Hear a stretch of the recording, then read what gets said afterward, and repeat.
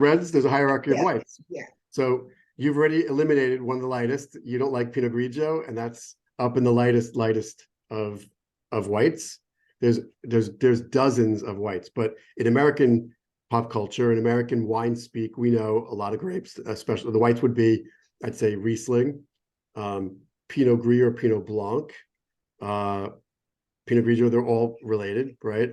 Riesling, believe it or not, would be just next. I mean, Riesling has a lot more flavor to me than Pinot Grigio, and then Sauvignon Blanc. Chardonnay is one of the most powerful of the whites, especially oaked, but just in flavor and in color, it's always one of the bigger ones. And in between are a lot of hidden gems, and that's like a conversation for a retailer to say, like, what else do you have? People always say to me, "What do I do? I'm stuck on Chardonnay. Where do I go?" I say, go to a wine shop and ask if they have any Côte du Rhône Blanc. It's a lot to remember, but Côte du Rhône means, the Rhone Valley in France has beautiful white blends that are delicious and full-bodied and unctuous and juicy. And they're made with three grapes. Maybe you've heard of Viognier, maybe. Maybe you heard of Marsanne and Roussanne, but those are the three grapes. Marsanne, Roussanne, Viognier. I'm going to go on another tangent and say this. We Americans, we speak grapes. You've been throwing me a lot of grapes. All good. If we were at, let's say, a wine tasting at the Metropolitan Pavilion in New York, where all the winemakers from Europe or from around the world come and host tastings every few weeks, you'll find, like, wines of Spain and the Barolo Council, whatever. Everyone's throwing tastings there for the trade. When the trade leaves, sometimes they invite consumers in. They pay $25 or whatever, come in and taste some wine. I love listening to the conversation because it happens over and over again. Shower, you walk up to a French or an Italian or a Spanish winemaker and they say, "Hello, tell me, what do you like to drink?" And you say, "I love Sauvignon Blanc." And then they stare at you for an uncomfortable few seconds because they're waiting for you to finish the sentence. From where? Because you haven't said from where. We don't think that way. Americans think, I like Sauvignon Blanc, I like Cabernet, I like Chardonnay, whatever. That's a great place to start. But in Europe, in most of Europe, wines are named by address. Champagne, Bordeaux, Chianti, Rioja, Porto, all addresses their regional names with no indication of grape. So look at Sauvignon Blanc, and let's start here. Sauvignon Blanc hails from two places in France: the Loire Valley in central France, just south of Paris, where one of its let's see, what's Puy-Fumé and Sancerre are two village names in the Loire Valley. Have you heard of Sancerre?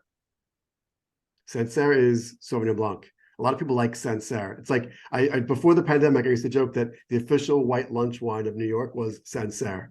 Sounds just French enough to sound sophisticated. It's not hard to say. There's no accents to trip you. But Sancerre is a village in the Loire Valley where the white grape is Sauvignon Blanc, but it's never on the label.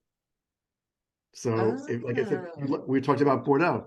I told you all those grapes. You will never find a single grape on a bottle of Bordeaux. It's just going to say Bordeaux, or more specifically, where in Bordeaux, like village names, vineyard names, but like the inverted pyramid. Up here is Bordeaux. Up here is France, Bordeaux, left bank, right bank, or other appellations right down to the address. It's sort of like people wonder why you pay more for one bottle versus another of anything. Let's say it's a California, you're looking at the wine shelf and it says, Robert Mondavi, Cabernet, California.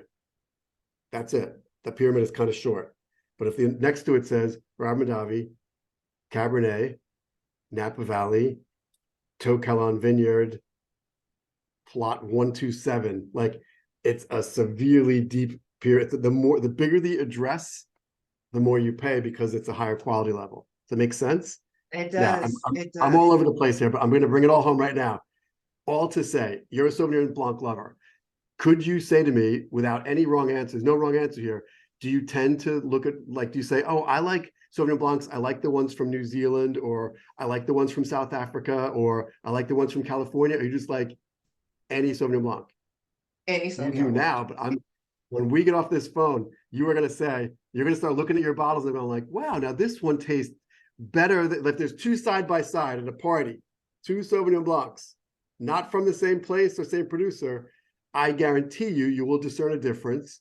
And maybe there you start to build a little bit of your notebook in your head where you say like, huh, that one is from California and that one's from South Africa, or that one's from New Zealand and that one's from wherever, or from France. I have no idea in France where it's from, but it's French. Meaning that's just a place to begin to say like, I think I like that one better, and I'm going to start asking more for that. And then that's how you find the address. It's reverse. We do it in the reverse here. But all to say, there is no one Sauvignon Blanc style. There's no one Cabernet style. There's no one style of anything. But for most Americans, we speak in grapes, and there's nothing wrong with that. It's a great way to start the conversation, but it can get a lot more. We can get a lot more into it as we learn where those grapes are from, where they're grown.